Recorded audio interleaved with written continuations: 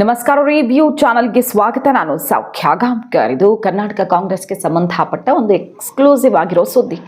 ಇವತ್ತು breakfast meeting ಆಯಿತು, ಎರಡನೆಯದು, ಅದು ಕೂಡ ಎಷ್ಟು ಕಡಿಮೆ ಅಂತರದಲ್ಲಿ.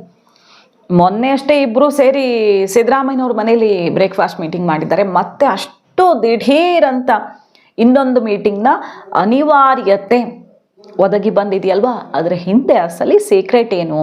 ಸಿದ್ದರಾಮಯ್ಯನವರು ಇಟ್ಟಿರುವ 3 ಕಂಡೀಷನ್ಸ್ ಓಕೆ ಮಾಡ್ತಾರ ಡಿಕೆ? ಮತ್ತು ಡೆಲ್ಲಿಯಿಂದ ಬಂದಿರುವ ಡೆಡ್ಲೈನ್, ವೇಣುಗೋಪಾಲ್ ಅವರು ಈಗ ಕರ್ನಾಟಕಕ್ಕೆ ಬರ್ತಾ ಇದ್ದಾರೆ ದಿಢೀರಂತ. ಈ ಮೀಟಿಂಗ್ ಮಹತ್ವ ಪಡ್ಕೊಳ್ತಾ ಇದೆ. ಡೀಟೇಲ್ಸ್ ಇಡ್ತಾ ಹೋಗ್ತೀವಿ. ವೇಣುಗೋಪಾಲ್ ಹೊತ್ತು ತರ್ತಿರೋ ಸಂದೇಶ ಏನು? ಹಾಗಾದರೆ ಮಿಸ್ ಮಾಡಿದೆ ನಮ್ಮ ಚಾನಲ್ನ ಸಬ್ಸ್ಕ್ರೈಬ್ ಮಾಡಿ, ನಿಮ್ಮ ಅಭಿಪ್ರಾಯ ಕಮೆಂಟ್ ಮಾಡಿ ತಿಳಿಸಿ. ಎಸ್ ವೀಕ್ಷಕರೇ, ಈ ಮೀಟಿಂಗ್ ಎಲ್ಲ ಆದಮೇಲೆ ಡೆಲ್ಲಿಯಲ್ಲಿ ಒಂದು ಸುತ್ತು ಮೀಟಿಂಗ್ ಆಗಿದೆ. ಸೋನಿಯಾ ಗಾಂಧಿ ಅವರು ರಿಪೋರ್ಟ್ ಹೋಗಿದೆ. ಕರ್ನಾಟಕದಲ್ಲಿ ಇಬ್ಬರೂ ಕೂಡ ಎರಡೆರಡು ಸಿಟ್ಟಿಂಗು ಬ್ರೇಕ್ಫಾಸ್ಟ್ ಮೀಟಿಂಗ್ ಮುಗಿಸಿದ್ದಾರೆ. ಈ ಹೊತ್ತಲ್ಲಿ ವೇಣುಗೋಪಾಲ್ ಅವರ ಆಗಮನ ಆಗ್ತಿದೆ. ಹೆಸರಿಗೆ ಮಂಗಳೂರು ವಿವಿ ಕಾರ್ಯಕ್ರಮ. ಮಂಗಳೂರು ವಿವಿ ಕಾರ್ಯಕ್ರಮ ಅನ್ನೋ ಹೆಸರಲ್ಲಿ ಸಿದ್ದರಾಮಯ್ಯನವರ ಜೊತೆಗೆ ಬಹಳ ಮಹತ್ವದ ಮಾತುಕತೆಗೆ ಅಂತ ಕರ್ನಾಟಕಕ್ಕೆ ಆಗಮಿಸ್ತಿದ್ದಾರೆ ವೇಣುಗೋಪಾಲ್ ಅವರು ಕಾಂಗ್ರೆಸ್ ಹೈಕಮಾಂಡ್ ಮಟ್ಟದಲ್ಲಿ ತುಂಬಾ ಪವರ್ಫುಲ್ ಲೀಡರ್. ಸುರ್ಜೇವಾಲಾ ಅವರನ್ನ ಈಗ ದೂರ ಮಾಡಿಬಿಟ್ಟಿದ್ದಾರೆ. ಈಗ ಮೊನ್ನೆ ಮೀಟಿಂಗಲ್ಲೂ ಎಲ್ಲ ಸುರ್ಜೇವಾಲಾ ಅವ್ರಿಗೆ ಇರಲಿಲ್ಲ. ಇನ್ಫ್ಯಾಕ್ಟ್ ವೇಣುಗೋಪಾಲ್ ಅವರು ಖರ್ಗೆ ಮತ್ತು ರಾಹುಲ್ ಗಾಂಧಿ ನಡುವೆ ಮೀಟಿಂಗ್ ಆಗಿದೆ. ಆಮೇಲೆ ಸೋನಿಯಾ ಗಾಂಧಿ ಅವರ ಎದುರು ಅದನ್ನು ಇಡಲಾಗಿದೆ. ಸುರ್ಜೇವಾಲಾ ಅವ್ರ ಮೇಲೆ ಬಂದಿರೋ ಕಂಪ್ಲೇಂಟ್ಸ್ ಇಂದಾಗಿ ಅವರನ್ನ ಸ್ವಲ್ಪ ದೂರ ಸರಿಸಲಾಗಿದೆ. ಸೊ ಈಗ ವೇಣುಗೋಪಾಲ್ ಅವರ ಮೂಲಕ ಕಳಿಸ್ತಿರುವಂತಹ ಮಹತ್ವದ ಸಂದೇಶ ಕರ್ನಾಟಕ ಕೈಪಾಳ್ಯದಲ್ಲಿ ಇದೇ ಸಂಚಲನ ಸೃಷ್ಟಿ ಮಾಡಿರೋ ಲೇಟೆಸ್ಟ್ ಡೆವಲಪ್ಮೆಂಟ್. ಎಲ್ಲಕ್ಕಿಂತ ಮುಂಚೆ ಒಂದು ಬ್ರೇಕಿಂಗ್ ನ್ಯೂಸ್ ಇದು. ನಿಜವಾಗಿಯೂ ಸಿದ್ದರಾಮಯ್ಯನವರ ಮಾತುಗಳು, ಬದಲಾದ ವರಸೆ ಅಚ್ಚರಿ ಕಾರಣ ಆಗಿದೆ, ಸಂಚಲನ ಸೃಷ್ಟಿ ಮಾಡ್ತಿದೆ. ಡಿ ಕೆ ಶಿವಕುಮಾರ್ ಅವರು ಹೈಕಮಾಂಡ್ ಹೇಳಿದಾಗ ಸಿಎಂ ಆಗ್ತಾರೆ ಅನ್ನೋ ಮಾತನ್ನು ಹೇಳಿದ್ದಾರೆ. ಇಷ್ಟು ದಿನ ಏನು ಹೇಳ್ತಿದ್ರು ಸಿದ್ದರಾಮಯ್ಯನವರು? ಏನೋ ಜಟಾಪಟಿ ಮತ್ತೊಂದು ಅಂತಿರಲ್ವಾ, ಹೈಕಮಾಂಡ್ ಹೆಂಗೆ ಹೇಳತ್ತೋ ನಾವು ಕೇಳ್ತೀವಿ ಅಂತಿದ್ರು ಅಷ್ಟೇ. ಹೈಕಮಾಂಡ್ ನಿರ್ಧಾರಕ್ಕೆ ಬದ್ಧ ಅಂತಿದ್ರು. ಆದರೆ ನಾನು ಸಿಎಂ ಕುರ್ಚಿಯನ್ನು ಬಿಟ್ಟು ಕೊಡ್ತೀನಿ ಅನ್ನುವಂಥ ಸ್ಟೇಟ್ಮೆಂಟೋ ಅಥವಾ ಡಿ ಕೆ ಸಿಎಂ ಆಗ್ತಾರೆ ಅನ್ನೋ ಸ್ಟೇಟ್ಮೆಂಟೋ ಬರ್ತಿರ್ಲಿಲ್ಲ. ಎರಡರ ಅರ್ಥವೂ ಒಂದೇ ಆದರೂ ಕೂಡ ಹೈಕಮಾಂಡ್ ಹೇಳಿದ್ದು ಕೇಳ್ತೀವಿ ಅನ್ನೋದು, ಡಿ ಕೆ ಶಿವಕುಮಾರ್ ಸಿಎಂ ಆಗ್ತಾರೆ ಅನ್ನೋದ್ರ ಅರ್ಥ ಒಂದೇ ಆದರೂ ಕೂಡ ಹೇಳುವ ರೀತಿ ಇದೆಯಲ್ಲ, ಅದು ಬೇರೆ ಬೇರೆ ಆಗುತ್ತೆ. ಫಸ್ಟ್ ಟೈಮು ಇವತ್ತು ಡಿ ಕೆ ಶಿವಕುಮಾರ್ ಅವರು ಹೈಕಮಾಂಡ್ ಹೇಳಿದಾಗ ಸಿಎಂ ಆಗ್ತಾರೆ ಅನ್ನೋದನ್ನು ಸಿದ್ದರಾಮಯ್ಯನವರು ಮುಕ್ತವಾಗಿ ಬ್ರೇಕ್ಫಾಸ್ಟ್ ಬಳಿಕ ಒಪ್ಪಿಕೊಂಡಿರೋದು ಈಗ ಮಹತ್ವದ ಬೆಳವಣಿಗೆಯ ಸ್ಪಷ್ಟ ಸುಳಿವನ್ನು ಕೊಡ್ತಾ ಇದೆ.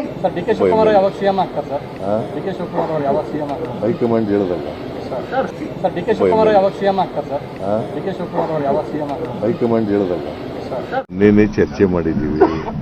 ಹೈಕಮಾಂಡ್ನವರು ಏನು ಹೇಳ್ತಾರೆ ಅದರಂತೆ ನಡ್ಕೋಬೇಕು ಅಂತ ಹೇಳಿದ್ದೀವಿ. ರಾಹುಲ್ ಗಾಂಧಿ ಏನು ಡಿಸಿಷನ್ ತಗೋತಾರೆ ಅದರಂತೆ ನಡ್ಕೋಬೇಕು ಅಂತ ಮೊನ್ನೆ ಚರ್ಚೆ ಮಾಡಿದ್ದೀವಿ.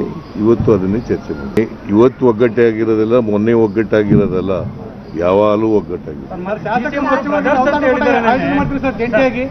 ಶಾಸಕರು ಸಚಿವರಿಗೆ ಜಂಟಿಯಾಗಿ ಅವತರಣ ಕೊಟ್ಟು ಆಯೋಜನೆ ಮಾಡಿ ಒಗ್ಗಟ್ಟಿನ ಸೂತ್ರ ಪಡಿಸ್ತೀರಾ? ಇಲ್ಲ, ಇದ್ರ ಊಟ ಎಂಥದ್ದು CLP ಮೀಟಿಂಗ್ ಕರಿತೀವಲ್ಲ, ಅವತ್ತೇ ಊಟ ಮಾಡ್ತಾರೆ.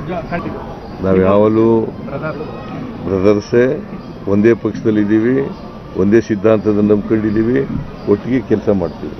ಮುಂದಿನ 2028ಕ್ಕೂ ಕೂಡ ನಾವು ಒಟ್ಟಿಗೆ ಕೆಲಸ ಮಾಡ್ತೀವಿ, ಅಧಿಕಾರಕ್ಕೆ ತಗೋಬೇಕು. ಸೊ ಎಲ್ಲವೂ ಕೂಡ ಸುಸೂತ್ರವಾಗಿ ಆಗ್ತಾ ಇದೆ. ಬ್ರೇಕ್ಫಾಸ್ಟ್ ಮೀಟಿಂಗ್ ಆಗಿದೆ. ಸೊ ಎಲ್ಲ ಒಂದು ಹಂತಕ್ಕೆ ಬರುತ್ತೆ.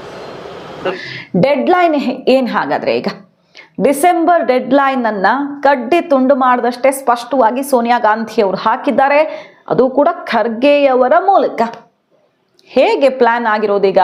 ಯಾಕೆ ಸೋನಿಯಾ ಗಾಂಧಿ ಅವರು ಇತ್ತೀಚೆಗೆ ಯಾವ ರಾಷ್ಟ್ರ ರಾಜಕಾರಣದ ವಿಚಾರದಲ್ಲೂ ಕೂಡ ಕಾಣಿಸ್ಕೊಂಡಿರ್ಲಿಲ್ಲ. ಅವ್ರು ಲಾಸ್ಟ್ ಕಾಣಿಸ್ಕೊಂಡಿದ್ದು ಎಲ್ಲಿ ಅಂತ ನೆನಪು ಮಾಡಿಕೊಂಡ್ರೆ ನಾವು INDI ಕೂಟ ಫಾರ್ಮ್ ಆಗೋ ಹೊತ್ತಲ್ಲಿ ಅವರು ಕೊನೆಗೆ ಸೋನಿಯಾ ಗಾಂಧಿ ಅವರು ತುಂಬ ಹುಷಾರಿರಲಿಲ್ಲ. ಅವ್ರಿಗೆ ಎಲ್ಲ ಮೆಡಿಕಲ್ ಸಪೋರ್ಟ್ ಜೊತೆಗೇನೆ ಆ ಮೀಟಿಂಗನ್ನು ಅಟೆಂಡ್ ಮಾಡಿದ್ರು.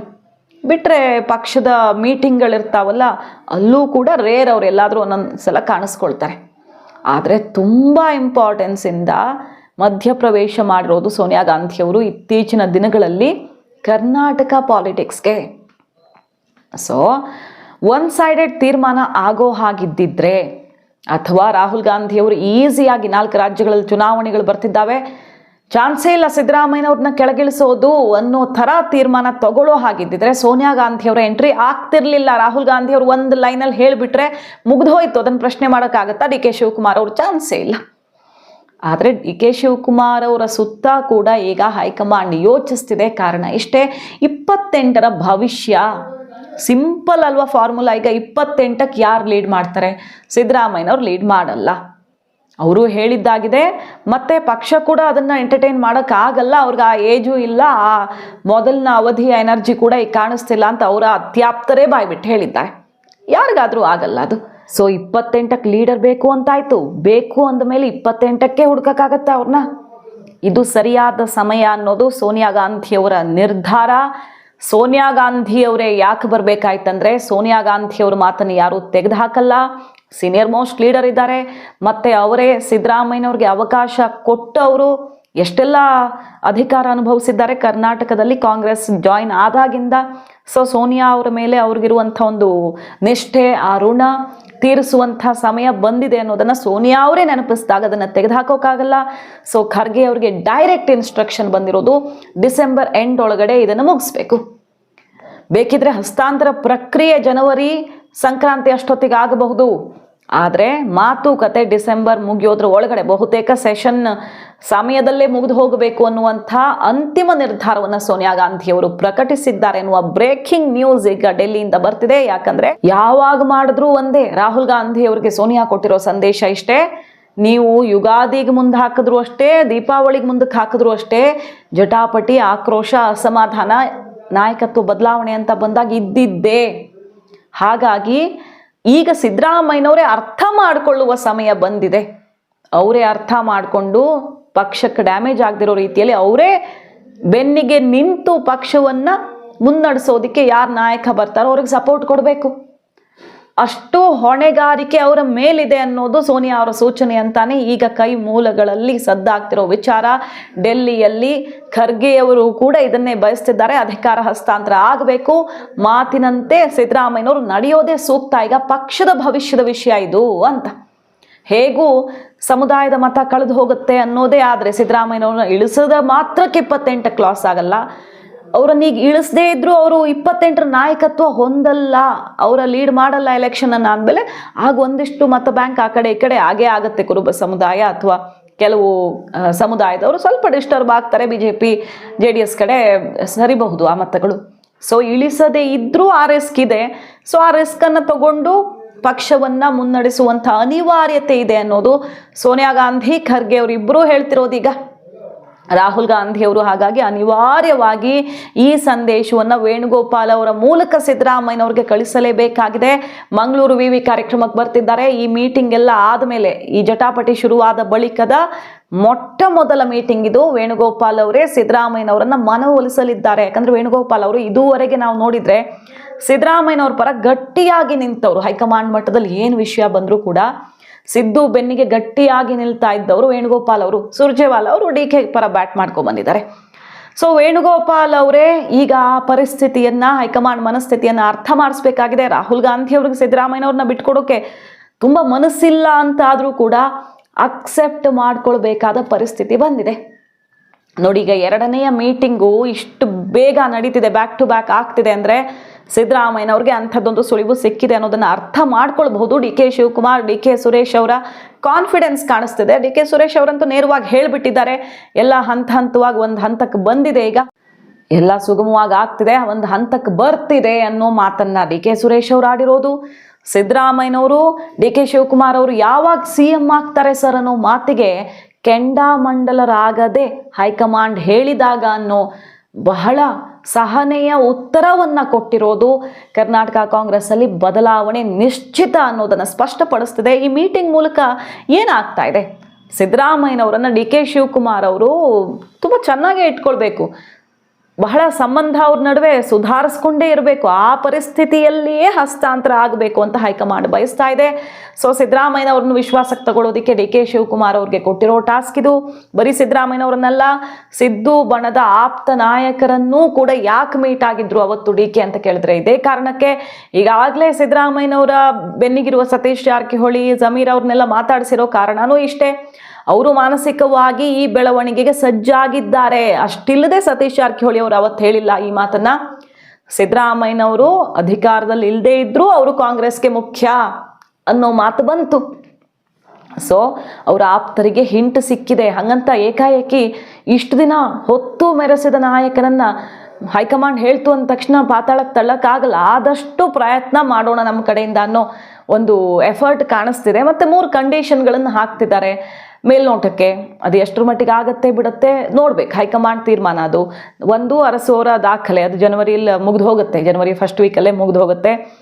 ಎರಡನೇದು ಬಜೆಟ್ ಮಂಡನೆಯೂ ಸಿದ್ದರಾಮಯ್ಯನವರೇ ಮಾಡಲಿ, ಅಂದರೆ ಮಾರ್ಚ್ ತನಕ ಮುಂದೂಡೋಣ ಅಂತ ಅದೊಂದು ಪ್ರಯತ್ನ. ಮತ್ತು ಜಾತಿ ಗಣತಿ, ಅದು ಸಿದ್ದರಾಮಯ್ಯನವ್ರಿಗೆ ಐತಿಹಾಸಿಕವಾಗಿ ಒಂದು ಇಮೇಜನ್ನು ಸೃಷ್ಟಿ ಮಾಡುತ್ತೆ. ಈಗಾಗಲೇ ಅವರು ಆ ಕ್ರೆಡಿಟ್ ತೊಗೊಂಡಿದ್ದಾರೆ ಒಂದು ಸ್ವಲ್ಪ, ಬಟ್ ಕಂಪ್ಲೀಟ್ ಮಾಡಿ ಹೋಗಲಿ, ಅವ್ರ ಕಡೆಯಿಂದನೇ ಅದಾಗಲಿ ಅಂತ ಈಗ ಸಿದ್ದು ಬಣ ಕೇಳ್ತಾ ಇದೆ. ಅದು ಕೂಡ ಈ ಸಂದರ್ಭದಲ್ಲಿ ಅಸಾಧ್ಯ ಅಂತ ಅನಿಸುತ್ತೆ. 3 ಕಂಡೀಷನ್ಗಳನ್ನು ಹಾಕಿದ್ದು ಒಂದನೇದು ಆಗಬಹುದು, ಅರಸು ಅವರ ದಾಖಲೆಯನ್ನು ಮುರಿದು ಸಂಕ್ರಾಂತಿಗೆ ಹೊಸ CM ಬರೋ ರೀತಿಯಲ್ಲಿ ಕರ್ನಾಟಕದಲ್ಲಿ ಬೆಳವಣಿಗೆ ಆಗೋದಂತೂ ಶತಸಿದ್ಧ. ನೋಡಿ, DK ಶಿವಕುಮಾರ್ ಅವರು ಏನು ಸಾಧಿಸಿದ್ರು ಇಷ್ಟು ದಿನದಲ್ಲಿ ಅಂತ ನೋಡಿದ್ರೆ, ಪರಮೇಶ್ವರ್ ಖರ್ಗೆಯವರು ಮಾಡೋದಕ್ಕಾಗದೇ ಇರೋದನ್ನು ಸಿದ್ದರಾಮಯ್ಯನವರು ಎದುರು DK ಮಾಡಿ ತೋರಿಸಿದ್ರು. ಇದೇ ರೀತಿಯ ಸಂದರ್ಭಗಳಲ್ಲಿ ಹಿಂದೆಲ್ಲ ಪರಮೇಶ್ವರ್ ಅವರು ಇಷ್ಟು ಅಬ್ಬರಿಸೋಕಾಗಿರಲಿಲ್ಲ, ಅಥವಾ ಮೀಡಿಯಾಗಳ ಗಮನ ಸೆಳೆಯೋದು, ಹೈಕಮಾಂಡ್ ಗಮನ ಸೆಳೆಯೋದು ಆಗಿರಲಿಲ್ಲ. ಸಿದ್ದರಾಮಯ್ಯನವರು ಅಷ್ಟೇ ಲೈಮ್ ಲೈಟಲ್ಲಿ DK ಬಂದು ಕೂರ್ತಾರೆ. ಇಬ್ಬರು ಈಕ್ವಲ್ ಆಗಿ ಮಾತುಕತೆಗೆ ಕೂರೋ ರೀತಿ ಆಗತ್ತೆ. ಅಂದರೆ ಸಿದ್ದರಾಮಯ್ಯನವ್ರಿಗೆ ಈಕ್ವಲ್ ಆಗಿ ತನ್ನ ಸ್ಟೇಚರನ್ನು ಬಿಲ್ಡ್ ಮಾಡೋ ಪ್ರಯತ್ನದಲ್ಲಿದ್ದಾರೆ DK. ಸಮುದಾಯದ ಬಲದಿಂದ ಅಲ್ಲದಿದ್ರೂ ಹೈಕಮಾಂಡ್ ಬಲದಿಂದ ಅನ್ನೋದನ್ನ ಸ್ಪಷ್ಟವಾಗಿ ಅರ್ಥ ಮಾಡ್ಕೊಳ್ಬಹುದು. ಶಾಸಕರ ಬಲ ಯಾವಾಗ ಬರುತ್ತೆ ಅಂದರೆ ಅಧಿಕಾರ ಸಿಕ್ಕಾಗ ಇನ್ನೂ ಜಾಸ್ತಿ ಆಗತ್ತೆ. ಅದು ಕೆಲವೊಮ್ಮೆ ಅಧಿಕಾರ ಸಿಗೋಕ್ಕಿಂತ ಮುಂಚೆನೇ ಮಾಸ್ ಲೀಡರ್ಗಳಾಗಿ ಹೊರಹೊಮ್ಮಿದ್ರೆ, ಕೆಲವ್ರಿಗೆ ಅಧಿಕಾರ ಸಿಕ್ಕ ಮೇಲೆ ಅದೇ ರೀತಿಯ ಬಲ ಸೇರಿಸ್ಕೊಳ್ಬಹುದು ಅನ್ನೋದು DK ಬಣದ ಪ್ಲಾನು. ಎಲ್ಲಿ ಅಧಿಕಾರ ಇರುತ್ತೋ ಅಲ್ಲಿ ಬಂದೇ ಬರ್ತಾರೆ, ಸಕ್ಕರೆ ಇದ್ದಲ್ಲಿ ಇರುವೆ ಬರಲ್ವಾ, ಅದೇ ರೀತಿ DK ಶಿವಕುಮಾರ್ ಅವ್ರಿಗೆ ಅದೇನು ಚಾಲೆಂಜ್ ಆಗಲ್ಲ ಮುಂದಿನ ಎಲೆಕ್ಷನ್ಗೆ ಅನ್ನೋದು ಅವ್ರ ವಾದ. ಸೊ ಸಿದ್ದರಾಮಯ್ಯನವರನ್ನ ಯಾರೂ ಇಷ್ಟು ಕಾಡಿರಲಿಲ್ಲ DK ಅಷ್ಟು. ಖರ್ಗೆ ಅವರಾಗಲಿ, ಪರಮೇಶ್ವರ್ ಅವರಾಗಲಿ, ಅಥವಾ ಬೇರೆ ಯಾವ ನಾಯಕರು ಕೂಡ ಈ ರೀತಿಯಲ್ಲಿ ಹೈಕಮಾಂಡ್ ಗಮನವನ್ನು ಸೆಳೆದಿರಲಿಲ್ಲ. ಅದರಲ್ಲಿ ಯಶಸ್ವಿಯಾಗಿದ್ದಾರೆ DK. ಆ ಕಾನ್ಫಿಡೆನ್ಸು ಇವತ್ತಿನ ಬ್ರೇಕ್ಫಾಸ್ಟ್ ಮೀಟಿಂಗಲ್ಲಿ ಕಾಣಿಸ್ತಿದೆ. ಹೈಕಮಾಂಡ್ ಹೇಳಿದಾಗ DK CM ಆಗ್ತಾರೆ ಅನ್ನುವ ಮಾತನ್ನು ಓಪನ್ ಆಗಿ ಸಿದ್ದರಾಮಯ್ಯನವರು ಹೇಳೋ ತನಕ ತಗೊಂಡು ಬಂದಿದ್ದಾರೆ. ಆ ಮುಗುಳ್ನಗು ಏನೋ ಅಂತ ಸಾಧಿಸಿದ ಸಾರ್ಥಕತೆಯ ಭಾವ DK ಶಿವಕುಮಾರ್ ಅವರ, DK ಸುರೇಶ್ ಅವರ ಮುಖದಲ್ಲಿ ಕಾಣಿಸ್ತಾ ಇತ್ತು ಅನ್ನೋದನ್ನು ನೋಡಬಹುದು. ಸೊ ಕರ್ನಾಟಕ ಕುರ್ಚಿ ಜಟಾಪಟಿ ಕ್ಲೈಮ್ಯಾಕ್ಸು ಡಿಸೆಂಬರ್ ಒಳಗಡೆ ಆಗತ್ತೆ, ಜನವರಿಯಲ್ಲದು ಎಕ್ಸಿಕ್ಯೂಟ್ ಆಗುತ್ತೆ ಅನ್ನೋದು ಈಗ ಸಿಗ್ತಿರುವಂಥ ಡೆಲ್ಲಿ ಮೂಲದ ಎಕ್ಸ್ಕ್ಲೂಸಿವ್ ಮಾಹಿತಿ. ವೀಕ್ಷಕರೇ, ಮಾಹಿತಿ ಇಷ್ಟ ಆಗಿದ್ರೆ ಮಿಸ್ ಮಾಡಿದ್ರೆ ನಮ್ಮ ಚಾನಲ್ನ ಸಬ್ಸ್ಕ್ರೈಬ್ ಮಾಡಿ, ನಿಮ್ಮ ಅಭಿಪ್ರಾಯ ಕಮೆಂಟ್ ಮಾಡಿ ತಿಳಿಸಿ. Thank you.